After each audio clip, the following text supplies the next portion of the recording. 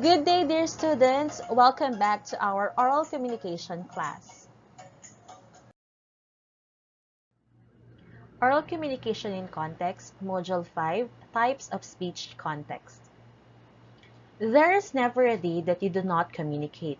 It could be a group discussion, Facebook status update, dinner conversation with someone you are interested in, or small talk with a family member.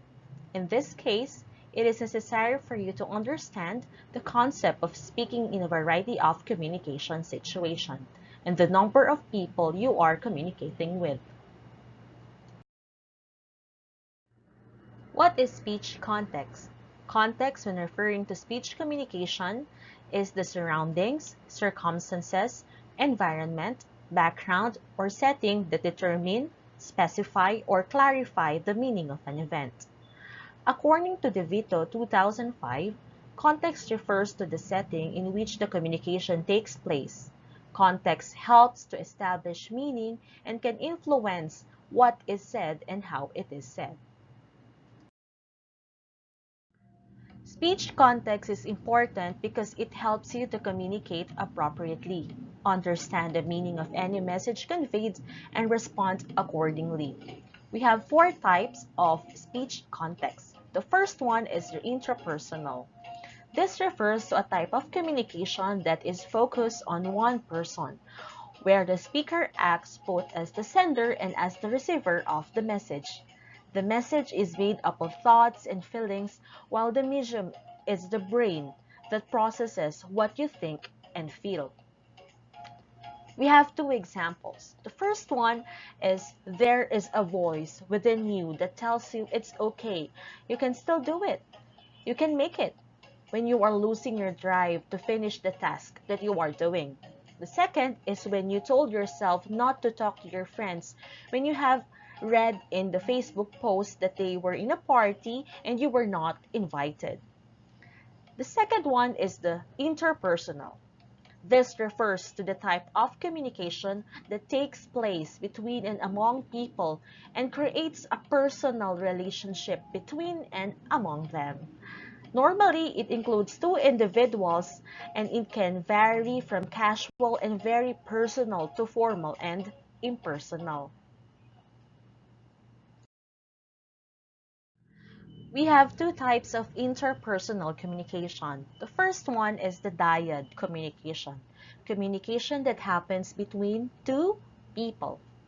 For example, you consoled your brother who was feeling down, and then a conversation between your father and mother about the latest announcement of your barangay chairman. The second type of interpersonal communication is the small group. This applies to interactions involving at least 3 but not more than 12 people engaged in face-to-face interactions to achieve the desired goal. In this type of conversation, all participants can freely express their ideas throughout the discussion. Example, you are having a discussion with your two brothers. You're about to have a surprise party you are planning for your mom's birthday. Then another example, Kathleen, who have came back from the United States, called her 3 brothers and 4 sisters and announced that she is getting married. The third type of speech context is public. This type refers to a communication that enables you to send or deliver a message before a crowd. The message can be transmitted for informative or persuasive purposes. In public communication, unlike interpersonal and small groups, the channels are more exaggerated.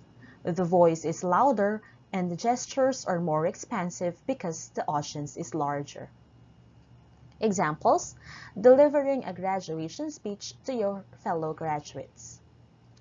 Second, you were elected as the new SSG president of your school and you were given a chance to deliver a message of gratitude to your fellow students. The fourth type of speech context is the mass communication. This refers to communication through television, radio, newspapers, magazines, books, billboards, the internet, and other types of media. Examples, you are watching a televised briefing of IATF on COVID-19, and you have recorded a commentary for your school's online discussion of the pandemic and uploaded it in your social media account. Verbal and nonverbal behavior in a speech context. Different speech contexts, whether it is intrapersonal, interpersonal, public, or mass communication, requires different approaches. Though there might be some occasional similarities, you should at least know how to behave and respond to various speech contexts appropriately. When talking to yourself, you might be familiar with the feeling of quietly talking to yourself in your mind, and it is normal and good for you. By performing this, it makes you think and reflect on the things that you have done or are planning to do. But here are some important reminders that you need to keep in mind. First, use self-talk to your advantage.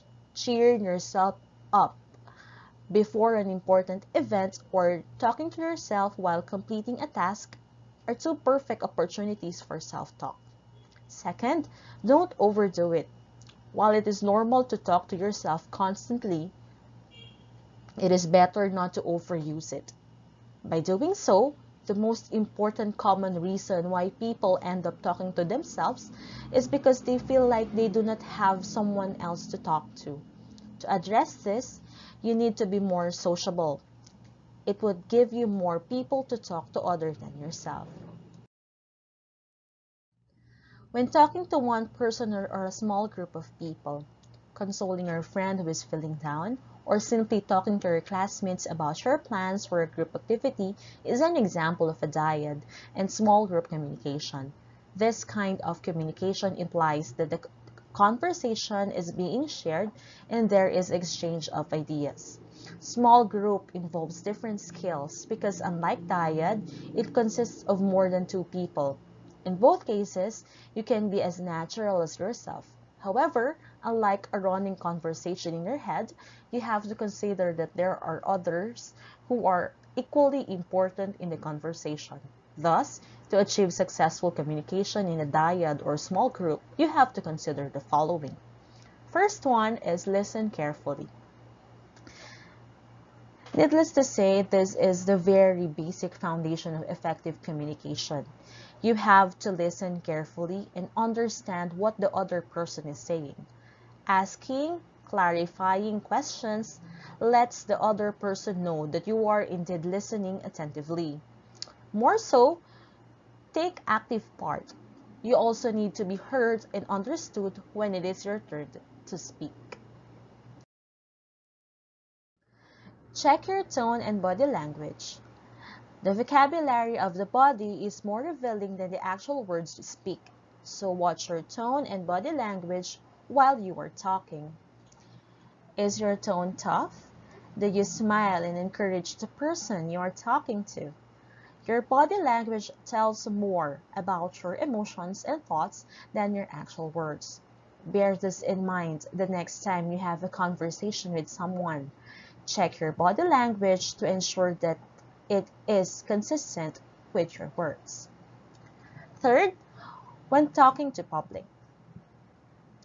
Speaking in front of the crowd requires many preparations, from analyzing your target audience, to planning and drafting your speech, up to the rehearsing part. The key, therefore, is to come prepared. Be yourself while you are on stage and speak in the way that you will be easily understood by your audience. Happy learning, everyone! Thank you for listening. Goodbye!